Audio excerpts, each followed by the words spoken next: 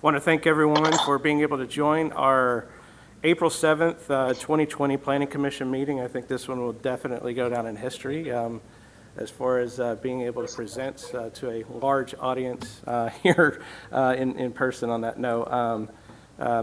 We are definitely being creative with this as far as being able to join, as far as I think Facebook Live, Zoom connectivity, and on a couple of calls as well. So bear with us as we move forward on this. For the general public that's online, there is a 1-800 number on there, and I'll give that. If you have comments, you can call into this number. It's 1-833-255-6338.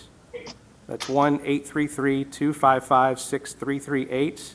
You'll be prompted to give your name and address and a callback number, and also if there's a specific agenda item that you're interested as far as to be able to talk about, if you can provide that as well, and someone will call you back. Now, when you are talking, and if you're watching as far as the live stream, that's about a 30-second delay on that, so it might make things off a little bit as far as if you do have some comments in there and you're trying to watch yourself at the same time in that whole piece. So I did just wanted to call that out. But before we get started, we always do start off our meetings as far as the Pledge of Allegiance, and I will lead through that, and then also the invocation, which Roy Covert will lead us through that as well. So, okay. I pledge allegiance to the flag of the United States of America and to the republic for which it stands, one nation, under God, indivisible, liberty and justice for all. Let us pray. Father, we come to you tonight with a heavy heart for the loss of so many lives across the world with this pandemic. Father, we ask that you give a guiding hand to the president and his staff.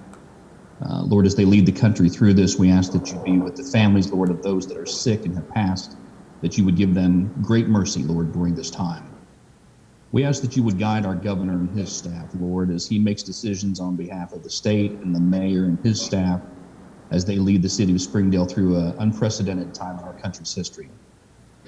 But Father, we also want to make sure that we don't forget those who are the real heroes, the first responders, Lord, that have been out on the front lines dealing with this day in and day out and continue to be there for us, Lord, day in and day out as they take care of this issue for us. Father, for the parents and teachers who have changed their lifestyle, Lord, would you give them grace and mercy as they go through this, Father? And certainly for those that have had loss of jobs and income, God, would you be there for them in this time of their great need and give them the mercies that they need every day to guide us through this unprecedented time. Father, we know that you are the true healer and that you can take care of this. We ask these things in Jesus' name. Amen. Thank you, Roy. It is unprecedented times, and you know what's great about how we're meeting right now is that we move on, and we still do have growth in Springdale, and we're definitely blessed to continue to have that. So I'll call this April 7th, 2020 Planning Commission meeting to order. If we can do roll call.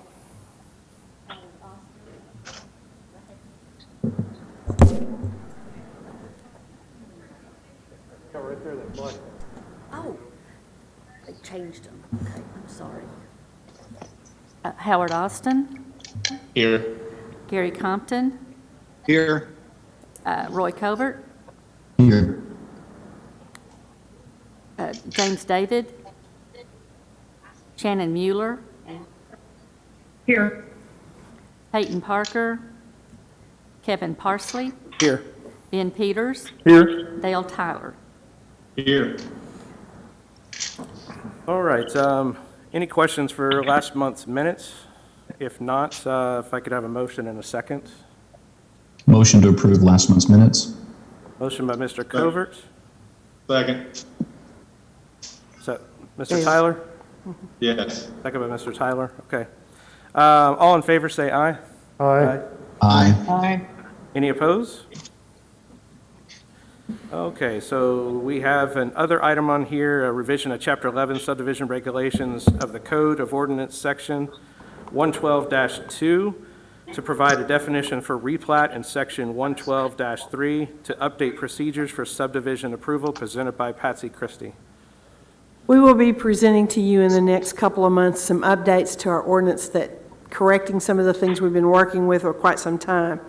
First one will be the subdivision regulations. Right now, the ordinance requires that for preliminary plats, you submit 15 copies, and some of them, the other, you submit 18 copies. And what we're proposing to change this to is that there will be 3 hard copies submitted, a digital copy of each, and a digital copy of the preliminary drainage report.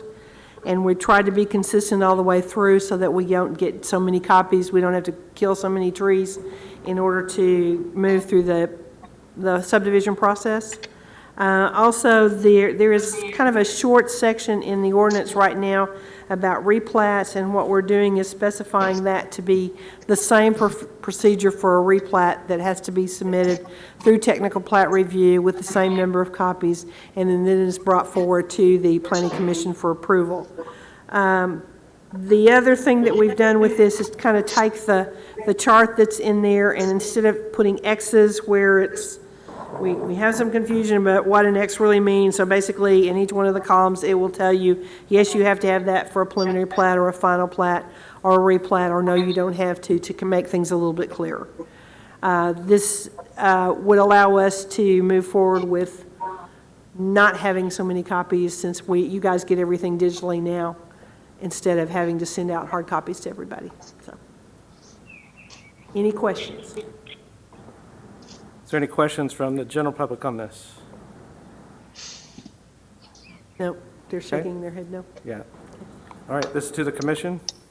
This be a recommendation. This would be a recommendation to move it forward to the council for approval. Takes a Recommend we motion. move it forward to the council for a Recommendation by Consideration. Mr. Peters, Second. second by Mr. Covert. Austin, Yes. Compton, Yes. Covert, Yes. Mueller, Yes. Parsley, Yes, Peters, yes. Tyler. Yes. this passes 7-0. All right, next section. Oh, and I'm sorry, for anyone that's from the public on the phone or watching, there's a couple of tabled items that we will not hear. There's a couple items around Williams Tractor. There's a rezoning. There is also a large scale, and then there is a variance as well that we will not hear as far as Williams Tractor. There's also item B, 20-14, Francisco and Adriana Sains, 294 Trevi Fontana Place. We will not hear that. That is tabled as well. So with that, I will move to the next item as far as rezoning, R 20-14, Adams Family Properties, LLC, 1641 Butterfield Coach Roads. This is rezoning from A1 to C1, presented by Charlie Adams. Charlie Adams with Adams Family Properties. Can answer any questions. Staff comments? You were here last month for a rezoning for a C2. What changes have been made that would allow it, what you wanted to do, into a C1? The person that was going to rent one of the offices decided to go to Fayetteville. Okay, do you still intend to have storage of equipment and stuff that's on the site? No need for it now. Okay, is there a reason why you didn't downgrade it to an O1 instead of a C1? No reason whatsoever. Just went down to the next lowest one. Okay. The comprehensive land use plan indicates commercial use for the property.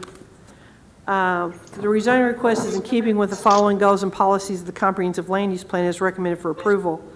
Improve the city's economic base and tax structure through the promotion of healthy, stable commercial concentrations. Ensure adequate land allocation for commercial areas of sufficient size and in proper locations. Encourage the development of a wide range of commercial development. Also, we have a goal that encourages the development of office and professional uses that provide a transition between residential areas and more intense uses with reasonable building height limitations and adequate buffering and landscaping to ensure compatibility.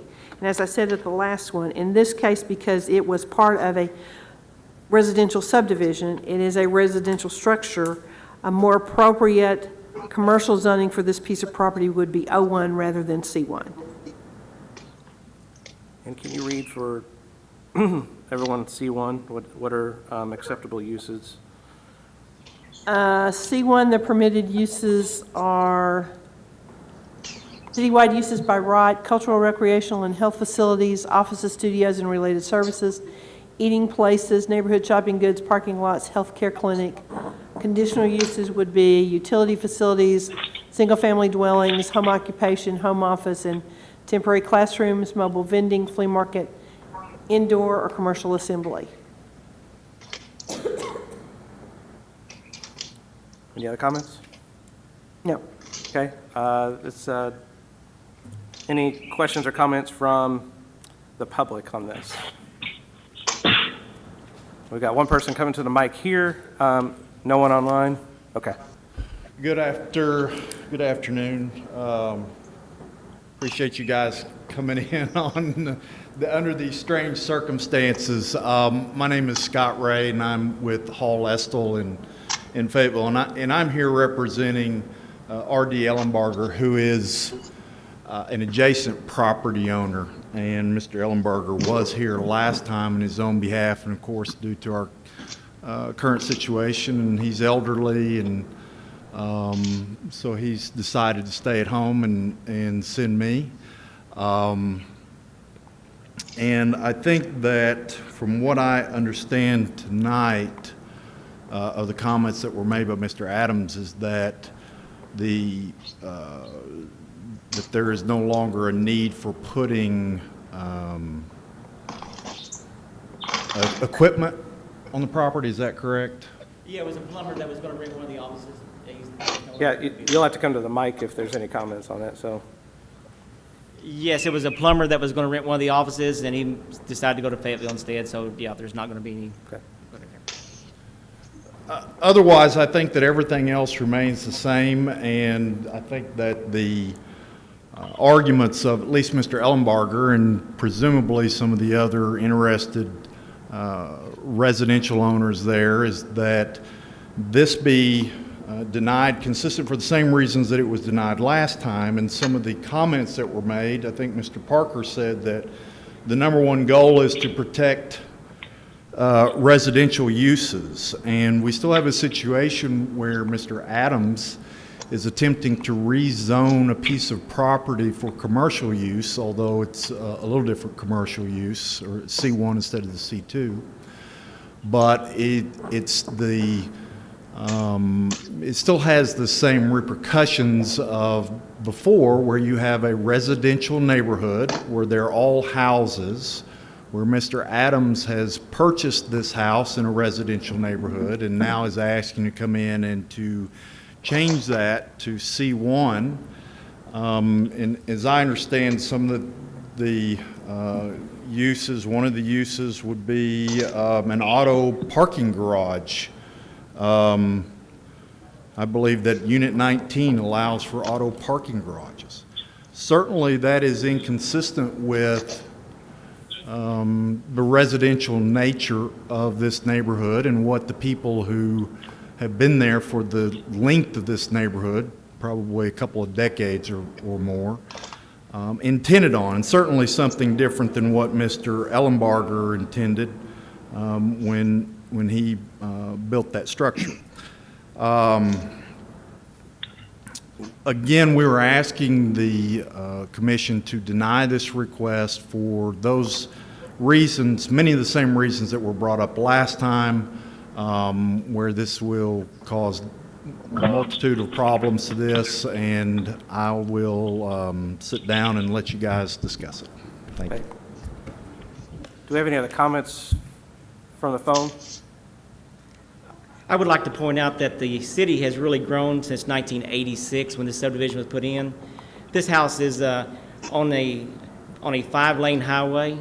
I know it was part of that subdivision when it began, but there was no 5-lane highway then. If it would have been, any developer would have made that commercial then. And I understand that this should just be affecting the Butterfield Coach end of it, because it's not going to be like we're down in the middle of the subdivision. As the city grows, we have to take these older subdivisions that are up closer to commercial areas like the 5-lane highway and change them. Because that's what happens to them. They get so much traffic there on the front end of it, on the front street. That's all. Okay, thank you. To the commission? Well, I would think that C1, and that one, I went over and looked at it, it's not a huge lot. I mean, it's got decent size, but I would think it'd be more suited just for office use, being on Butterfield Coach Road, but I'd be kind of concerned about C1. Dale, I agree with you. I think an office complex there would be a much better option for us.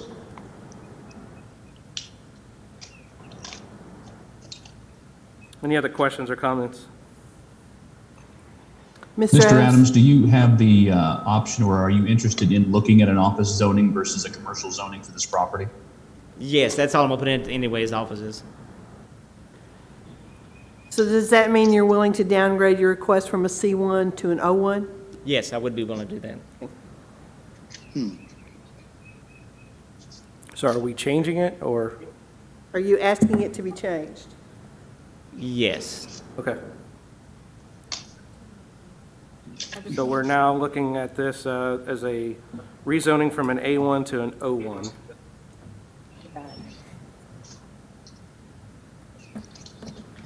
If there aren't any other questions, Mr. Chairman, I would call for the vote. Okay, any other questions?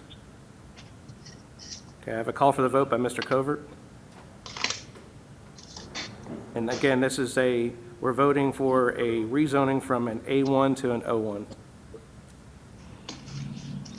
Compton, Yes? Covert, Yes. Mueller, Yes. Parsley, Yes. Peters, Yes. Tyler, Yes. Austin. Yes. This rezoning passes 7-0. Staff will prepare the ordinance that goes to council on the 28th. Okay, thank you. Thank you. Thank you. I will.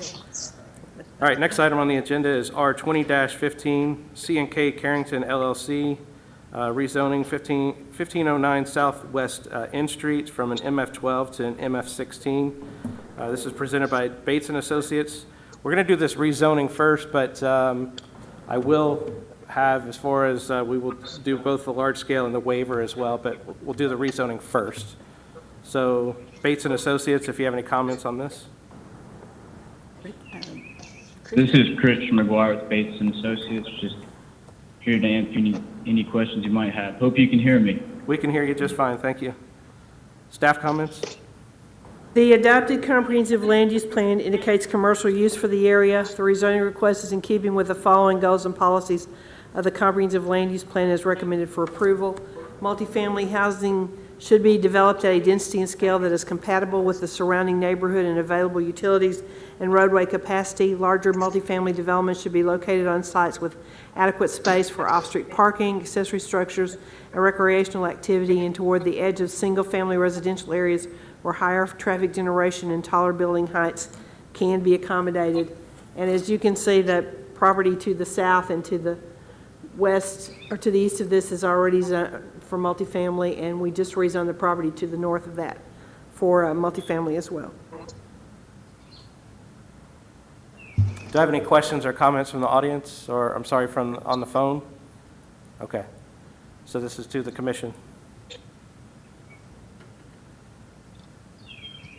Is this a motion, Chairman? This is just a rezoning, so it's a call for the vote.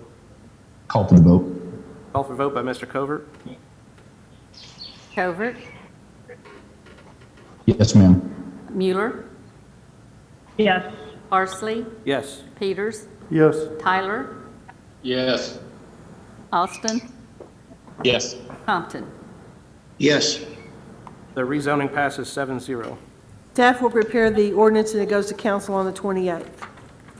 I'm going to jump over to the large-scale piece. So we have L 20-10, Elder Multifamily, 1509 South West End Street. There's also a waiver, 20-04, of street improvements presented by Bates and Associates. So Chris, if you're ready to discuss this. Yes, this is Christian here again. The proposal is for 4 additional apartment complexes, each with 4 units, for an addition of 16 total units. We're extending the drive and the existing buildings through to the Brown Apartments to the north, so we'll have connectivity to the north.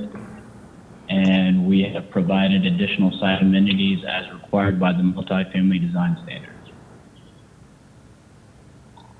And the waiver request for the street improvements is to southwest end.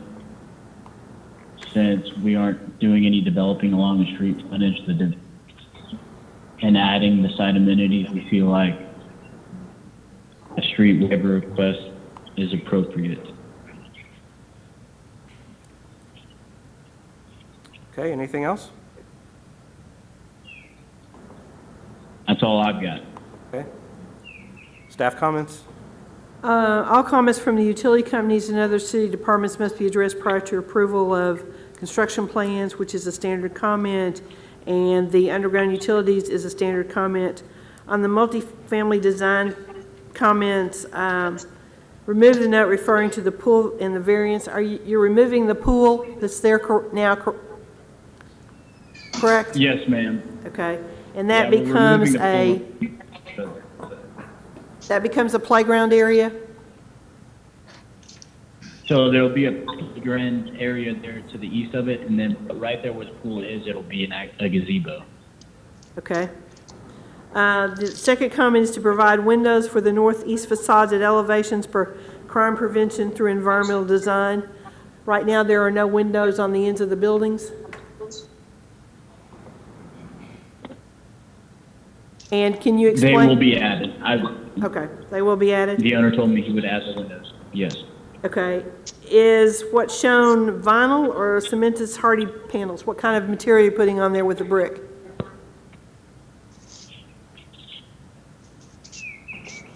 It will be siding, just vinyl siding.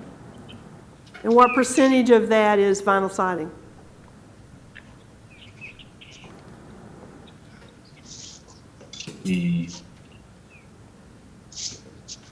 I know Chris was supposed to jump in. I don't know if he was able to. He was having some technical difficulties. But Patsy, I don't have the percentage in front of me. Okay. On the existing, there's a fence on the property that's in really bad shape. That is one of our comments that needs to be repaired as part of the approval of this large scale. And the lighting, is there any lighting shown for the public areas or any of the amenities?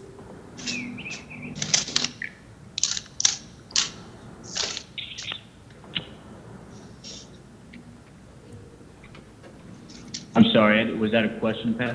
Yes. Is there any lighting? You need to provide lighting for the public areas and the amenities. Is it on the plans, or do you have a plan to add it? Yes, we have a lighting plan, and there will be wall packs provided on the front of the apartment units. To cover the public areas where the swimming pool was and the gazebo, is there any lighting in that area? Not sure you can light That's that a good area point. with, I don't have anything proposed over there, but we do need to add some lighting for the Okay. playground area. okay, I will add that. okay. Let's look at the pictures of the fence. You need to add the note that the existing fence needs to be repaired. It's in really bad shape. Okay, I have noted that. Okay. Do we have anybody in for engineering? Because there's some drainage questions that haven't been addressed. Did Brad call in? Do we know?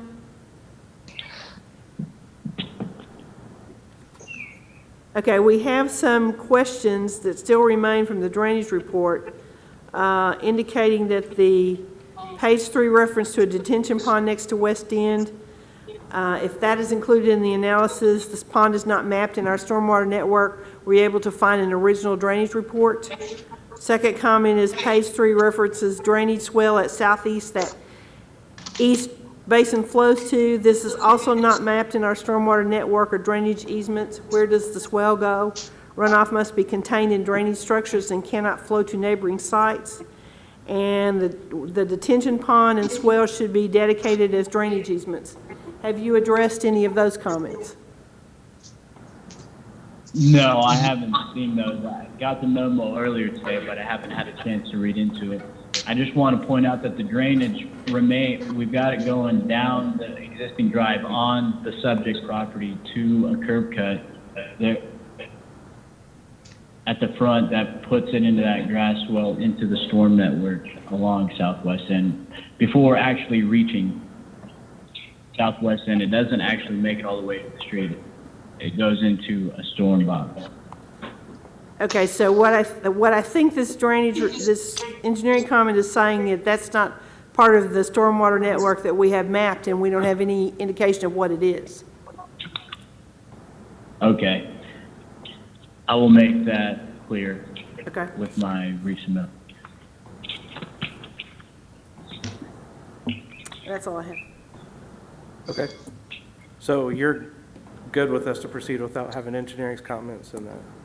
Well, all I can read you is what's here. I don't know beyond that. I thought we were going to have someone from engineering here, so I can't address it otherwise. I've just texted Brad to see if he's got anybody on this. My understanding from Katie was that based on these comments, there was nothing that we could do moving forward. We can address those comments. Okay. Okay, the comment in the room made, I don't know if everyone heard that, but based on what was put in here, we can proceed forward with that, so, okay. Is there any questions or comments from the general public? Any call-ins that we have associated with this? Okay. So this is to the commission. What was the exact street waiver? I understand there is a street waiver, but I wasn't clear from Christian's comments on what exactly they're asking to be waived. The master street plan shows West End Street as a 60-foot right-of-way. The existing street width exceeds that by 2 feet. There's not any additional right-of-way that needs to be dedicated. It has curb and gutter and sidewalks, and so they're requesting not to have to do any additional improvements to the street. And I don't know what engineering had in mind for the additional improvements that were needed anyway. It sounds like if it meets or exceeds, it wouldn't need a waiver. I'm sorry? If it meets or exceeds the standard, why would it need a waiver? I can't answer that for you either, because I asked the same thing, and I was going to see what engineering had to say as why they asked them to put in for a waiver, because the street improvements are there. So Chairman, I'm only speaking for myself. The rest of the committee is welcome to speak as well.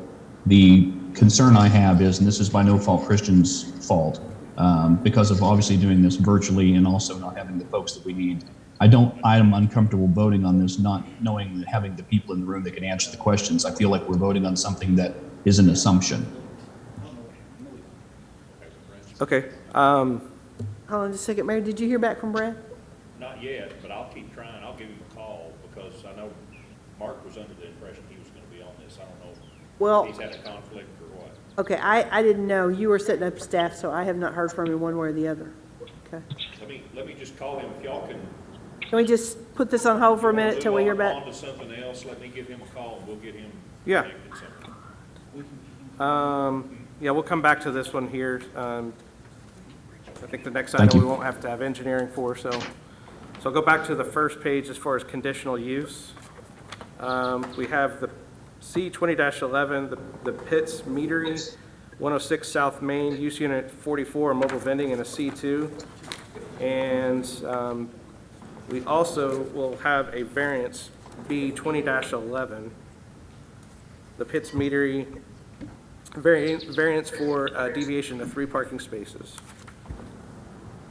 Hi, I'm Nathan Wilkerson. I'm a partner in the Pitts Meadery, I guess majority partner.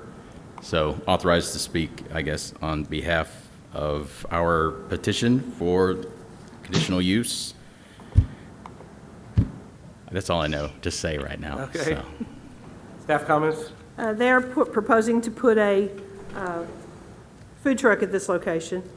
The ingress and egress to the property is acceptable. There is not adequate space on the existing site for the 3 spaces that are needed.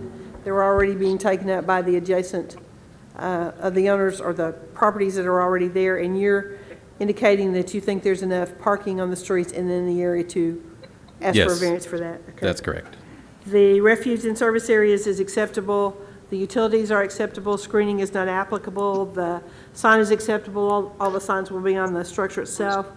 Yard requirements is acceptable, the size and shape of the site is acceptable, proposed landscaping is not applicable. It is generally compatible with the adjacent properties and other properties in the general district with the following conditions. Designation of parking spaces for use of this site unless waived or a variance is granted. May not operate between the hours of 10 p.m. and 7 a.m. If the health certificate is required, display the health certificate in a manner visible to customers. No obstruction of pedestrian or motor vehicle traffic flow. No obstruction of traffic signals or regulatory signs. No vending upon a public way. No sound devices that produces a loud and raucous noise in violation of city ordinance or violate any other city ordinance in connection with a vending operation. Sites to remain clean and free of paper or refuse of any kind generated from the operation of the business with all trash or debris accumulating with 20 feet of any vending stand to be collected and deposited into a trash container. Okay, any other comments? Okay, any questions or comments from the public? Okay, it's to the commission. We probably need to do the variance request first. Okay, and this would be a call for the vote. Call for the vote. Call for vote by Mr. Covert on the variance, and this is for the parking. Okay. Mueller, Yes. Parsley, Yes. Peters, Yes. Tyler, Yes. Austin, Yes. Compton, Yes. Covert. Yes. Variance passes 7-0. And the conditional use, if there's not any questions, it'll be a call for the vote. Well, I had one Call for the question. vote. Is the Oh, sorry, meat, go ahead. is the meat prepared on site? Is it prepared in the wagon? Yes. So when we say no operations between 10 a.m. and 8 p.m., does that mean you won't be smoking before 10 a.m., or does that mean you won't be selling? I understood it to mean that we would not be open between 10 p.m. and 7 a.m. Okay, so to be open at 10, what time do you have to start smoking meat? Well, I mean, we won't be open until 11 a.m., but we'll probably start smoking it around midnight, I suppose. Okay. Just want to make sure we understood that. Yeah. I think by definition, it's when they're open for business is what, I think most of them have a little setup time. I don't know that it was that long, but.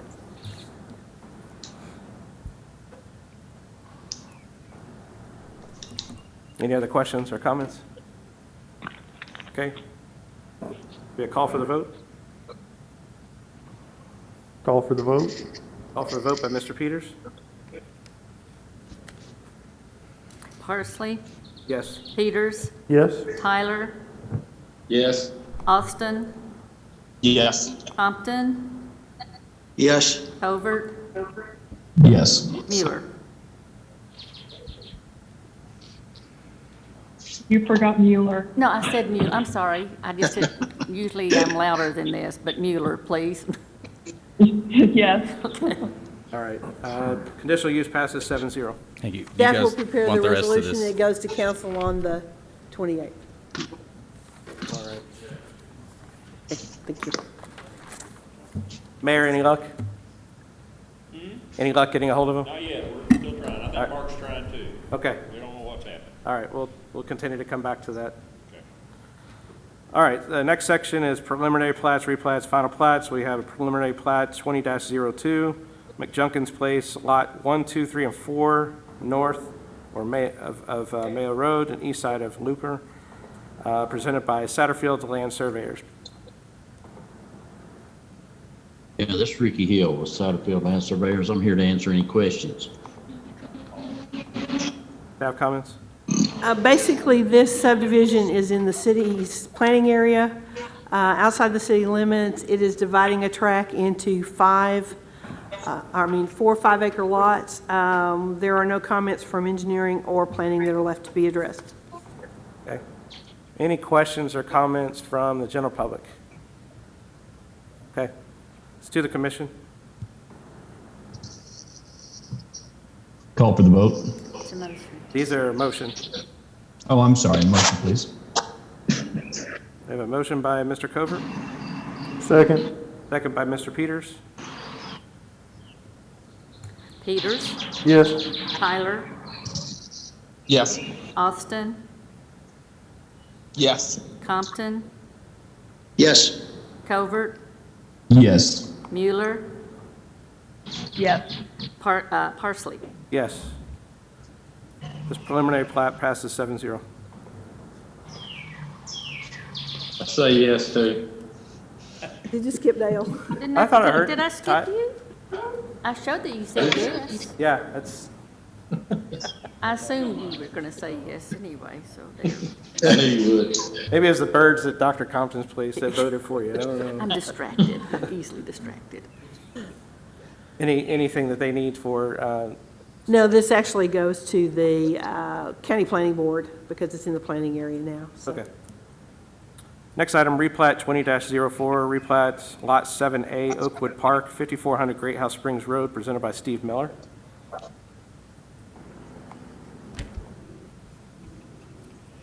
This is very simple. We have two parcels that we live on. One is 14 acres, and it's in the Oakwood Park subdivision. The other is a 10-acre parcel that's not in the subdivision. And all we want to do is divide the 24 acres into 3 different lots. And that would create 3 lots. 7A, which would be 11.5 acres approximately, Lot 8, which would be 6.3 acres, and Lot 9, which is approximately 5.7 acres. Okay, staff comments? It's a little complicated in that part of the acreage that's not in the subdivision is being added to a lot that already exists, and we're putting the other lots into the subdivision itself, so it's a replat of that subdivision. The only comments we have is you need to remove the signature for streets and drainage because there's no additional dedication of those that's needed. And if there's any labeling of proposed structures, that needs to come off because we don't put proposed structures on those. That's the only thing. Okay. Do you have any questions or comments from the general public? Okay, let's do the commission. This be a motion. Make a motion. Motion by Mr. Peters, Second. second by Mr. Covert. Tyler, Yes. Austin, Yes. Compton,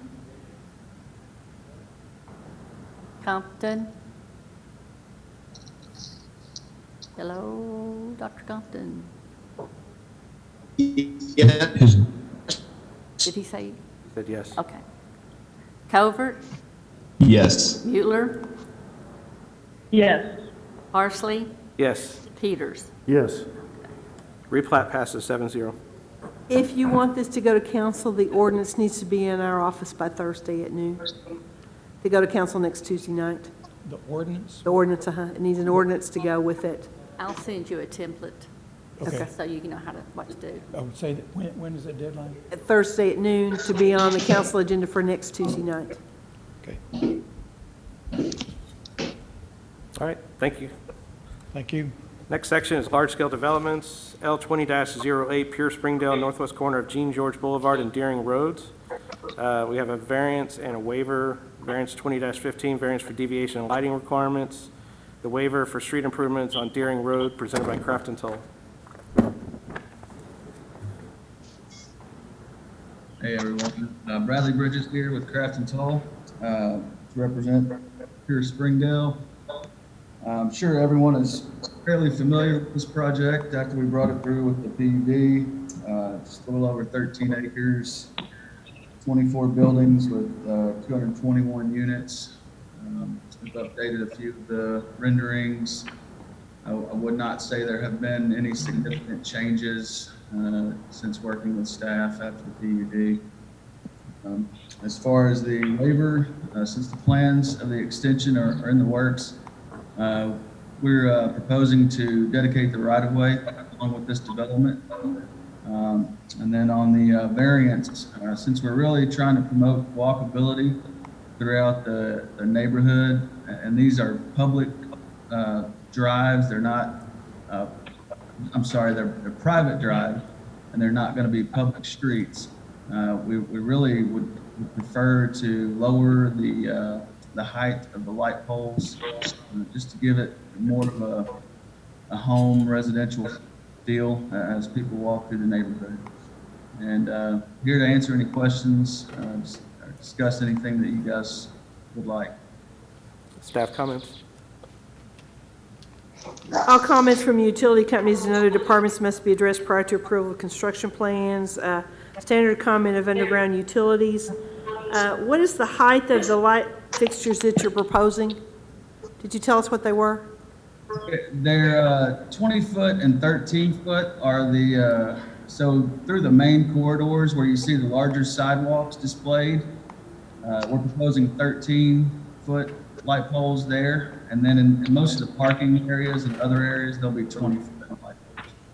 Okay, I think in the overlay district where we were putting this together, we were really concentrating on commercial areas and streetlights there, and really didn't have anything that addresses residential style lighting. And as you said, these are private drives, not public streets, correct?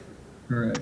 Okay, and there appears to be 2 pedestrian crosswalks on the site without striping that needs to be added.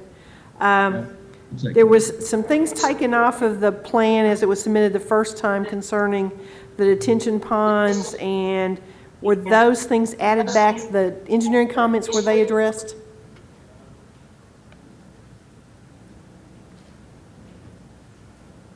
Was that a question, Ms. Christie, that you were really kind of cutting down? Okay, I'm sorry, yes. I think there was some responses back to the engineering comments that still have to be made. We had some discussion about taking part of the detention out and some of the trails out. The trails have all been put back as was previously approved. And Austin, I'm looking at you. Are there some engineering issues? You need to come up here. We can't hear you.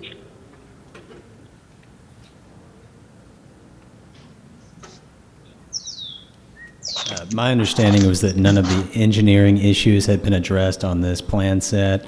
The items that were removed were simply added back on per this iteration here. So those comments will be addressed at a further resubmission.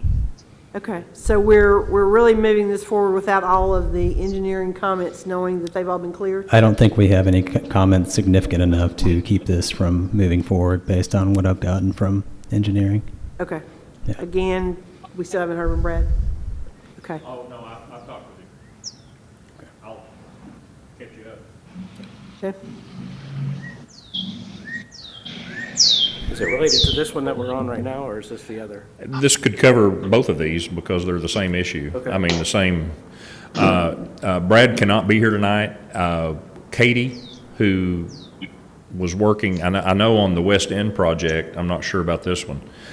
She has a class. That's why she tried to address that. Basically, what she gave Austin was that they have no issues that would keep this from moving forward. I just had a conversation with Brad and reminded him that we don't always know what questions the commission is going to ask, and this will not happen again. So however you all want to proceed on these, I'm confident that they have no issues that they think would keep it from moving forward, but whether that's enough for you all or not, that's up to you. But from now on, someone will be here to answer questions, because we never know what someone's going to ask, and we need to have somebody here to answer those. So my apologies, and this won't happen again. So y'all move forward on these however you feel like you need to tonight. Thank you, Mayor. So As far as the engineering comments that we've received, they're, for the most part, standard comments, save for a few notes and call-outs throughout the subdivision, and maybe adjustment of a couple of the street light locations. And that's the only thing that we know of that engineering needs revised. Anything else you have? I don't have anything else. Okay. And so what I'm hearing correctly, Austin, is that you heard that nothing that concerns them as far as proceeding with this? Okay. Any questions or comments from the public? Okay. Questions or comments from the commission? Patsy, can you elaborate on this extension of Don Tyson Parkway? In their letter, they indicate that it's underway and funding is likely through the state. Can you? It is what one the of status? those projects that's being funded through the STBGD, whatever that number is now, that regional planning has. We've been through design. I think we're to right-of-way and utility relocation now. We would move forward with construction as we move through that process. They are willing to donate the right-of-way for this and asking not to have to do the street improvements themselves with the donation of the right-of-way. Does the city have a % share in the project if it goes forward? It's an 80-20. So the city has to match 20% of the project? But if this property wasn't being developed, we'd have to put up to 20% too. We're at least not having to buy the right-of-way. That's true. Yes. Sometimes that's significant. How confident are you that the project's going to go? It has happened, not often, that projects have fallen off of the list. I think we're moving it forward it's not one that's been held up yet. It's my understanding that we're supposed to move forward, and here again, Brad handles those, I don't. I can't tell you, as chairman of the TAC Committee for Regional Planning, we moved it forward as much as we can so far. I don't know anything that's keeping it from going forward. It is a project of regional significance because it brings the Don Tyson Parkway all the way to 112. Okay.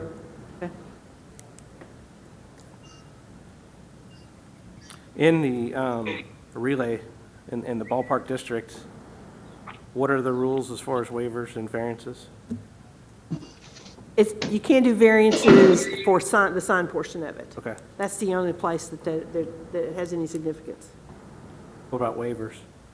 Doesn't eliminate waivers. Okay. I just wanted to make sure we weren't, kind of these make sense in here, but I wanted to think ahead as far as other things that might come into play that people would reference back to this on. Yeah, So. no, I don't know of anything that this would cause a problem in the future. It is a project that is being taken on by the city. It has federal money tied to it. It is a project of regional significance. If we waive the street improvements, this still has to go to council. Council has to make that determination. And then the lighting requirements, I think we will come back with an amendment to the ordinance to address residential lighting for residential neighborhoods. We just didn't have them before. Okay. Any other questions or comments? We probably need to do those separately. Yeah, need to probably do the waiver first. Fine. And this would be a recommendation. Right. And the recommendation would be to waive the street construction costs with the dedication of right-of-way. That's what they're asking for. Make a recommendation based on Patsy's comments. Recommendation by Mr. Covert. Do I have a second? Second. Second by Mr. Austin, I believe. Yes. Okay. Austin, Yes. Compton, Yes. Covert, Yes. Mueller, Yes. Parsley, Yes. Peters, Yes. Tyler. Yes. Waiver passes 7-0. Variance would be a call for the vote. Call for the vote. I have a call for the vote on the variance by Mr. Peters. Okay. Compton, Yes. Covert, Yes. Mueller, Yes. Parsley, Yes. Peters, Yes. Tyler, Yes. Austin. Yes. Variance passes 7-0. Large scale, this be a motion. Motion? Motion by, is that Mr. Covert? Yes, sir. Okay, do I have a second? Second. Second by Mr. Peters. Covert, Yes, ma'am. Mueller, Yes. Parsley, Yes. Peters, Yes. Tyler, Yes. Austin, Yes. Compton. Yes. Okay. Large scale passes 7-0. Any other comments for them, as far as for council or anything, as far as? No, theirs is Okay. just a large scale. Okay. Thank you. Thank you guys very much. So we'll go back to the L 20-10, elder multifamily. We have also the waiver for this as far as street improvements.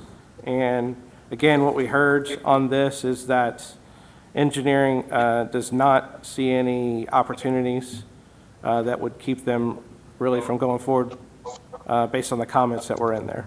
Correct, Austin? Okay, I'm getting a thumbs up from him. Motion to approve waiver. Okay, this would be a recommendation for the waiver, subject to staff Recommendation for the comments. waiver. Okay, by Mr. Covert. Do I have a second? Second. Second by Mrs. Mueller. Mueller, Yes. Parsley, Yes. Peters, Yes. Tyler, Yes. Austin, Yes. Compton, Yes. Covert. Yes. That's it. Okay, the waiver passes 7-0. And motion on large scale. Motion. Motion by Mr. Peters, Second. second by Mr. Covert. Parsley, Yes. Peters, Yes. Tyler, Yes. Austin, Yes. Compton, Yes. Covert, Yes, ma'am. Mueller. Yes. Large scale passes 7-0. And we will check with engineering to see why they need a waiver if the street improvements are already done. Yeah, thank you. Okay, the last large scale is L 20-13 Mill Creek Nursing Facility off of 48th between Don Tyson and Johnson Mill Boulevards. Also a waiver of street improvements 20-05 presented by ESI. I think we have Jason on. Thank you, Mr. Chairman. Jason Apple, ESI. Yeah, we're proposing a 106,000 square foot nursing home facility. This project located between I-49 and South 48th Street, just north of the Johnson exit. We are asking for a waiver of the street improvements to 48th Street. Currently, that's an improved street to 37 feet back-to-back, curb, gutter, sidewalk. I'll answer any other questions. Staff comments? Landscaping requirements, are you proposing to do additional landscaping instead of doing the foundation landscaping? I think what we're gonna do is we'll just add that green space between those couple areas of sidewalk on the east and west sides. We do have it on the north and south, but there was just a couple spots on the east and west side we can adjust. Okay, so you will have the landscaping requirements and not need a variance for any of that? Correct. Okay, again, drainage, I don't think there's any comments left. No, I don't think there's anything left. There's a couple on here, but I think they've all been addressed.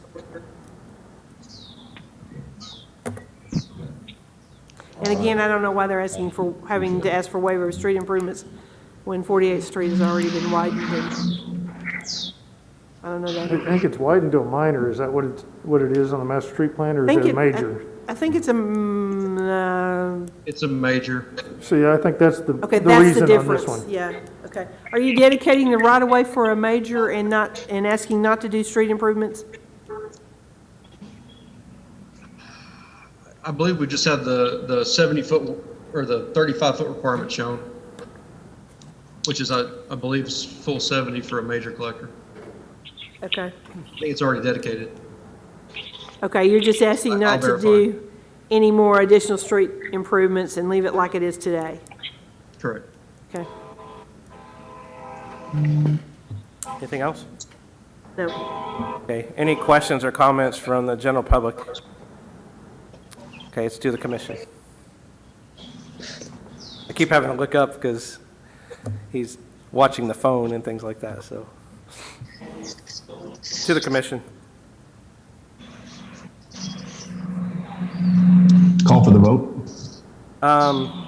This would be a recommendation on the street improvements. Recommendation for the street improvements as discussed. And a recommendation by Mr. Covert. Have a second? Second. Second by Mr. Peters. Excuse me, Peters, Yes. Tyler, Yes.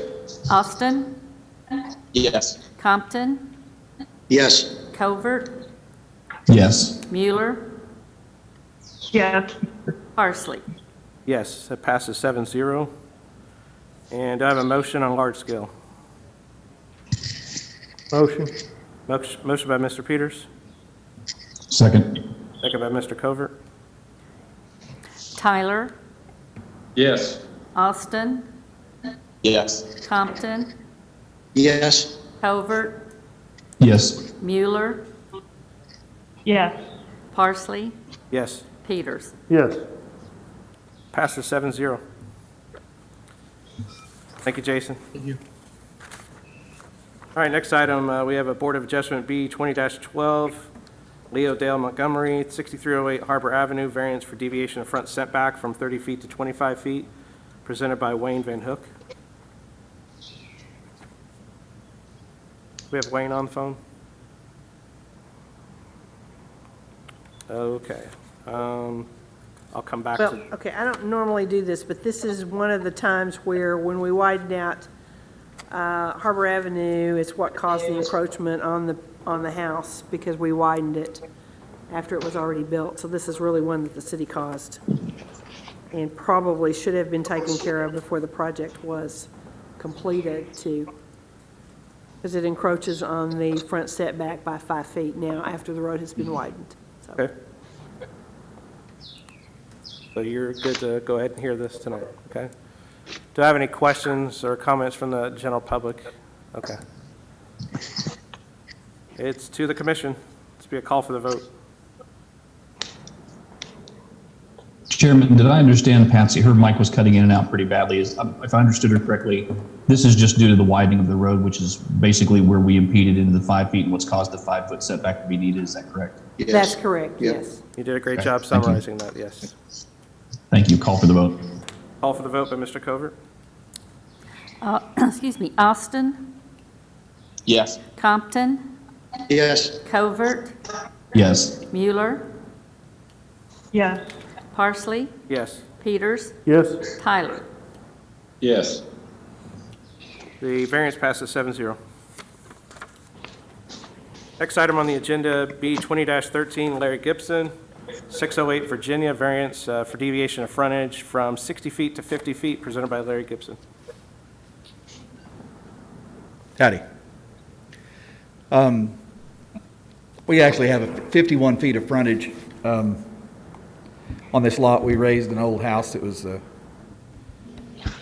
maybe the ugliest house in North America, and we our intention is just to build a single-family dwelling on that property. We've got enough square footage. We just don't have enough frontage. Okay. Staff comments? I don't have any comments. It's an existing lot that was platted years ago with 51 feet. You're going to put a sidewalk in too, right, Larry? I suppose so. Okay.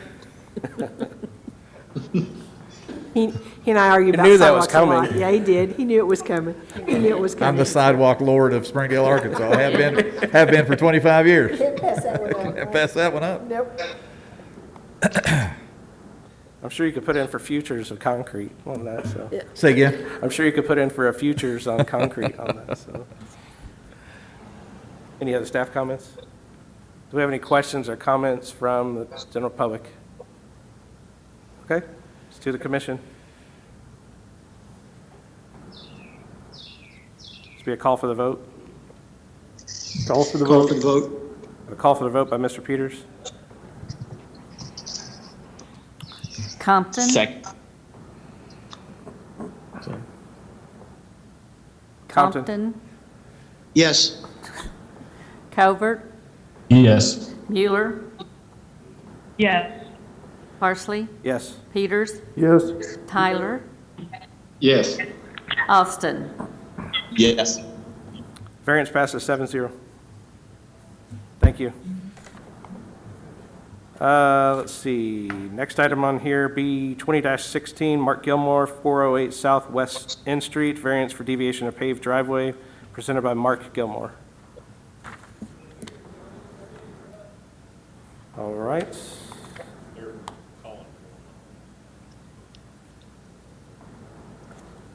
Let me come back to this one? No, I think he's, Oh, okay. I mean,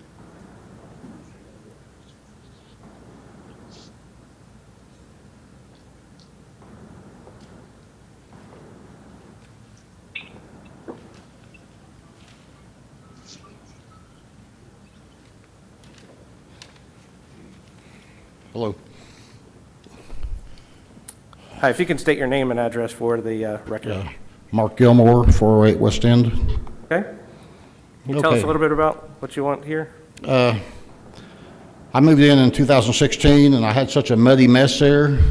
I called code enforcement, everything I did, and they told me it was okay to put gravel. I only need a permit if I put cement. But I didn't want to put cement because I had such a drainage problem. So I dug out all that mud, like probably 20 tons of mud, and I refilled it with gravel. 3 years later, they want me to dig it all up.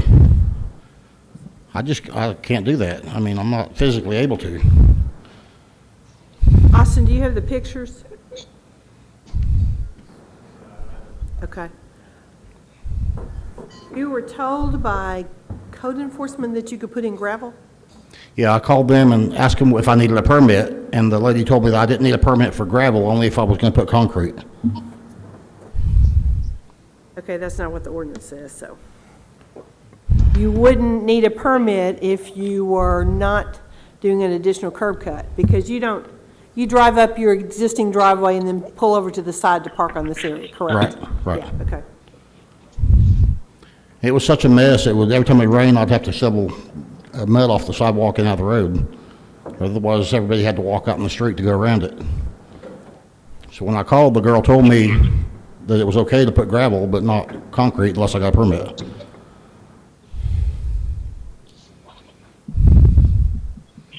Any additional staff comments on this one?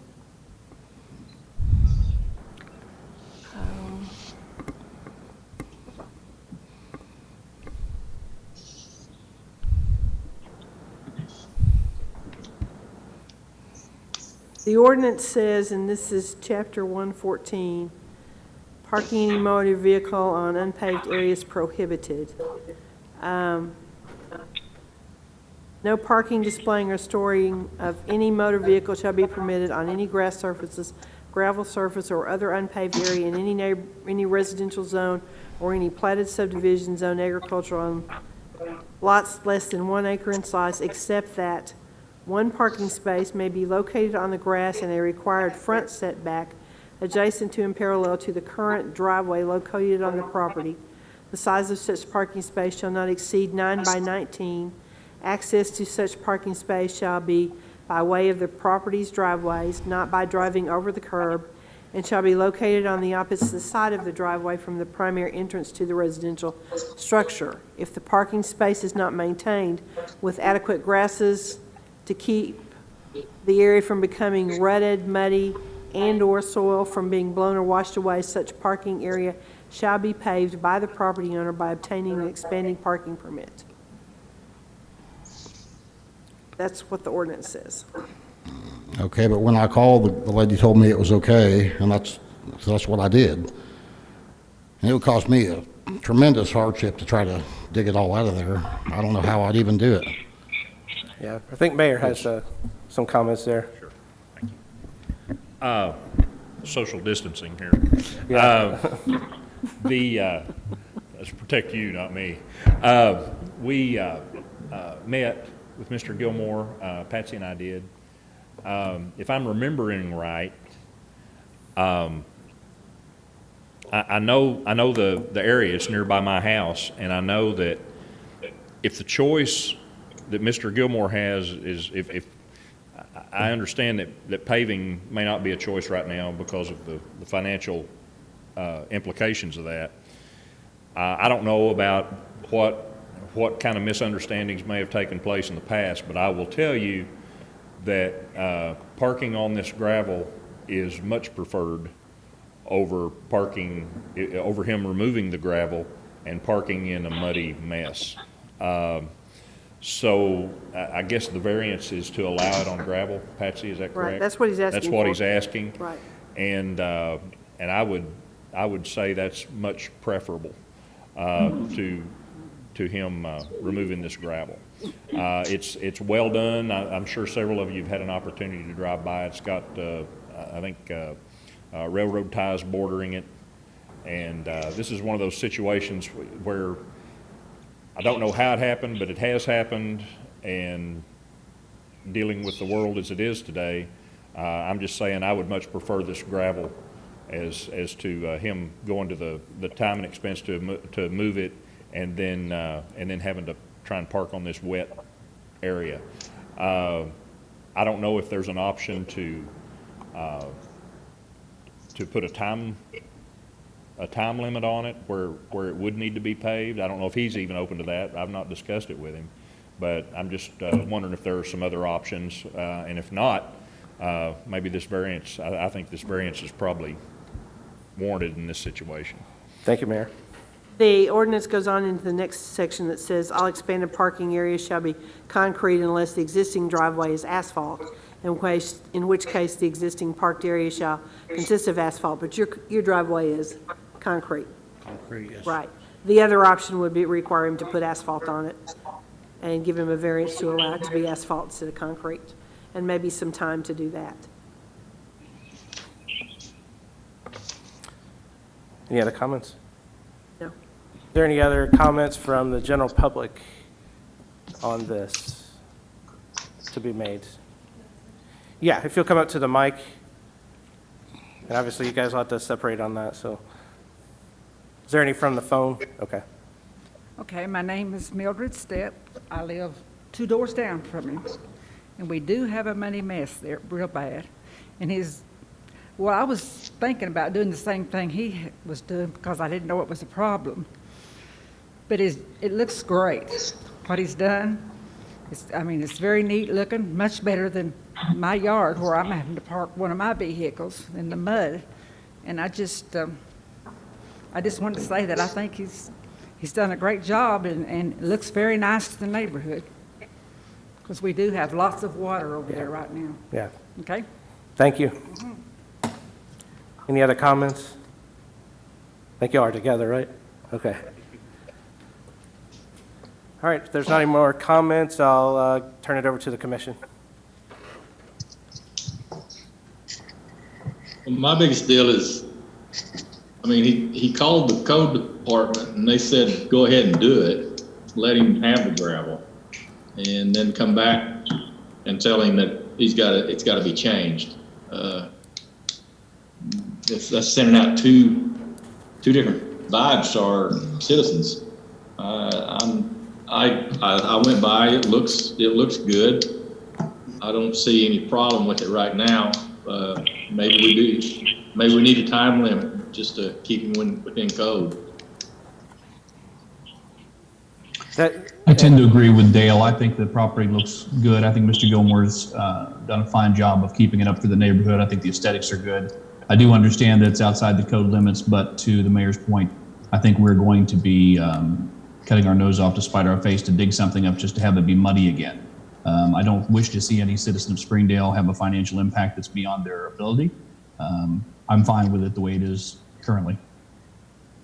How much of this water do you get from the road coming onto your property? How much of this water do you get coming from the road itself onto your property? If you'll come to the mic on it. I'm sorry? Yeah. No, it comes, there's city property behind my house on the west side. It comes under the fence right down the north side and flows out into the street. So you're getting stuff from behind your house? From behind my house, across my city, backyard. From a city property as far Yeah. as behind the house? Mhm. Okay. Residents behind your house, right? Excuse me? There's houses behind yours. Yeah, but there's a strip of city There's a property drainage back there swale. that floods real bad. So I'm just curious if that can be looked at. It's, if anything, it's an easement through there. It's not, city doesn't own any property down through there. There may be an easement down through there, but there's no city. Yeah, but property. if it's causing water as far as, I don't know. I mean, I think it's something to look at as far as, I mean, if we're causing the water to come into these properties, I don't See, know. that's why I dug it 20 inches down and then put all that, I put 3 loads of gravel in there. Sure, and I agree with the other comments that the other commissioners had, is that, you know, the fact that you have a road that doesn't have curb and guttering on it, as far as, you know, an effective way as far as to deter that water, I think you've done the best as far as what you can in that circumstance there. Yes, I mean, sir. obviously, we don't have this that we encourage across the city. Honestly, I think what you've put there, compared to a lot of other places that I've seen, is much better than others, and so I apologize as far as that work on it, so. I This would thought be, so. It used to flood so bad and it doesn't anymore. yeah, that's great. This would be a call for the vote. Call for the vote. Call for the vote by Mr. Covert. Covert, Yes, ma'am. Mueller, Yes. Parsley, Yes. Peters, Yes. Tyler, Yes. Austin, Yes. Compton. Yes. All right, this variance for deviation of paved driveway passes 7-0. Thank you. We thank you for coming in. Thank you for your time. All right. I appreciate it. Next item on the agenda is B 20-17, Hosean Gurmit. Oh, no, that's been tabled. Oh, this has been tabled as well? No, that's the commercial design standards Sorry, on I'm sorry. 48th Street storage. Okay.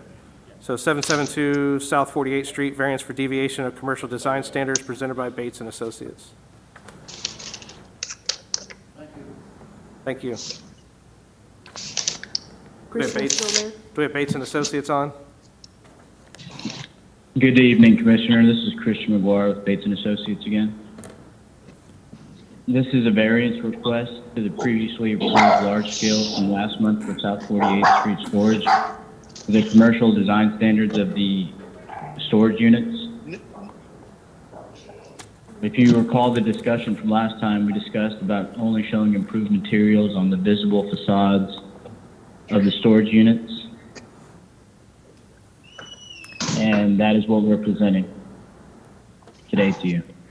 Okay. Staff comments? Well, it doesn't meet design standards, it takes a variance, because they're only proposing to do that, as he said, from the visible sides of it, so we'll have lots of areas that are just metal. Are you doing it on the south side toward the property to the south? Right now, it's the front of the buildings that face to the west. I mean, face to the east, correct? Correct. The improved materials, so there's that first climate-controlled building there in the front. All that will be improved with large display windows and the faux third-story projection that we see in the architectural plans. But then the improved materials will end there in front of the Honda Pro to the south. But then on the other side, the south elevation of that climate-controlled building, that entire portion will have the improved materials down the side. And then from the key plan, let's say buildings 11, 10, 9, 8, 7, for the east elevations facing the street and the residential, those will have improved materials. But then on the south elevations, those will just be metal paneling for the doors. And then on the west, since there's that drainage swell and then commercial beyond that, that side will not have improved materials either. But it's kind of broken down by building, and that was the intent, was just to show improved materials for the facades facing public view.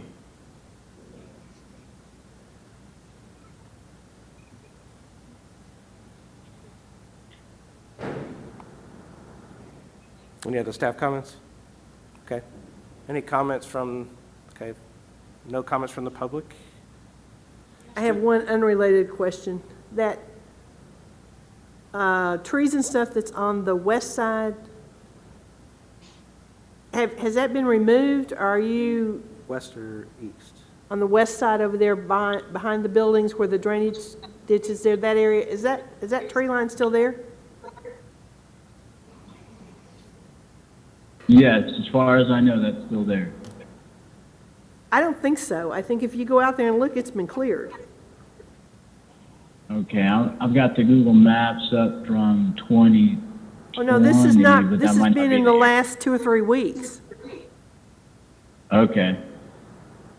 Then I'm not sure what's happened out there in the last 2 or 3 weeks, Patsy.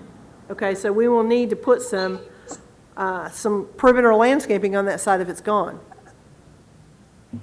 Okay, yeah, because we had counted on that as our Right. perimeter landscaping. So when it comes time to close this out and get your C of Os, there's going to have to be perimeter landscaping on that side, just so you'll know. Okay, Okay? all right. To the commission.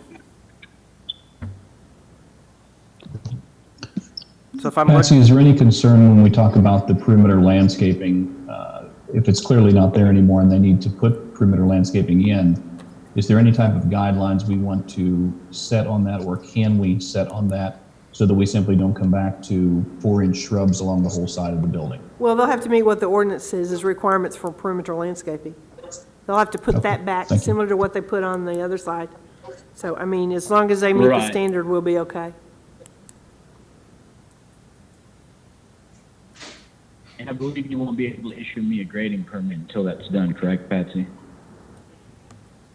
Well, I believe they started moving and clearing it before they got a grading permit, but I don't know that for a Well, fact, then- so. Okay, then I'll just have to have a conversation with the owner at that point. Believe so, yes, sir.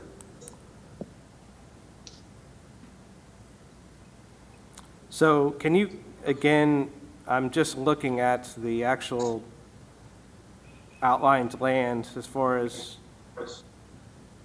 can we go to just the land picture itself that's outlined in yellow? Can you describe from this, along the south side, is it from where the Honda place is back that you're getting as far as the, you're requesting as far as the deviation of the commercial design standards? And then across the west portion as well for those buildings? Is that what I'm hearing correctly? Correct. There where the Honda Pro, the 824 starts, that will be a deviation from design standards. And then along the west side, 699, 677, those facades facing that side will be a deviation from commercial design standards. Okay, so, but everything on that east side would have what's required? Yep. Oh, yeah, buildings 11, 10, 9, 8, 7. Let me go through here and make sure I'm not lying to you. 10 east, yeah, 10, 8, 7. Yes, sir. Okay. Any other questions or comments from the commission? This will be a call for the vote. Call for the vote. Call for vote by Mr. Covert. Mueller, Yes.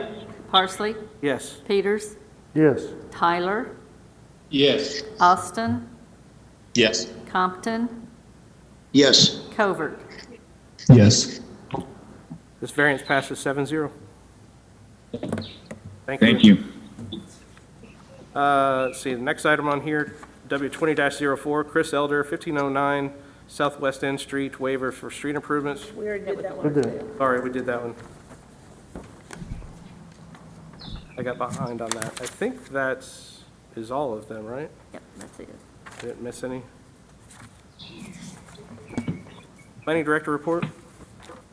Council actions taken in March, the council approved the replats for Lot 14 of West Heights Edition Number 2 and Lot 24 of the Oak Edition Phase 11, they entered into an agreement with the Springdale Chamber to promote business development and economic growth. They adopted a resolution supporting the House Joint Resolution 1018, which is the constitutional amendment to continue the levy of the half-cent sales tax for highways and bridges, of which a portion of that comes back to the cities and counties. They approved the ordinance amending the sign requirements in the overlay district for churches, schools, libraries, community centers, or other semi-public facilities. They approved the rezonings for the Revival Tabernacle Church, the Rocky Mountain Realty Holdings on OY Road. That was I-2 to P1. The Revival Tabernacle Church was from A1 and I-1 to P1. The rezoning on 5014 Harbor Avenue from A1 to C2. The rezoning on Harbor Avenue from A1 to O1. And the rezoning of the property on Robinson Avenue from A1 to C5 and MF12. The conditional uses for Kendra Avenue for a home occupation was approved. Mobile vending at 1101 South Thompson was approved. The conditional use for the church synagogue at 3430 West Sunset was approved. The cell tower on 760 Butterfield Coach Road was approved. And the tandem lot split at 4897 Whittle Road was approved. The only other item I have is our next work session would be April the 21st, and we had scheduled Dr. Rollins to come and speak to the group at the last meeting. We could probably try to set up a similar Zoom meeting like this and let Dr. Rollins be the speaker at that time if that's what you all want to do. I have not talked to him yet, but I wanted to wait to see if you all wanted to do that before I contacted him. Talk about the 5-year strategy of the school district. That's all I have.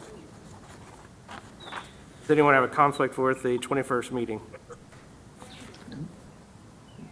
I'm good. Okay. We're good. So we'll go ahead and set that up as a Zoom. Okay. I'll contact Dr. Rollins tomorrow and see if there's any problems and let you know. All right. Any other comments or before we adjourn? All right. Thank you, guys. I want to big thanks to the technology group for setting all this up. Worked pretty well on that, so I think we'll continue to learn on this. I don't know that this will be the only one that we have of this, so thank you guys, and appreciate all the Planning Commission members and staff for being on the call with us tonight and your patience. So with that, I'll adjourn this meeting. Thank you.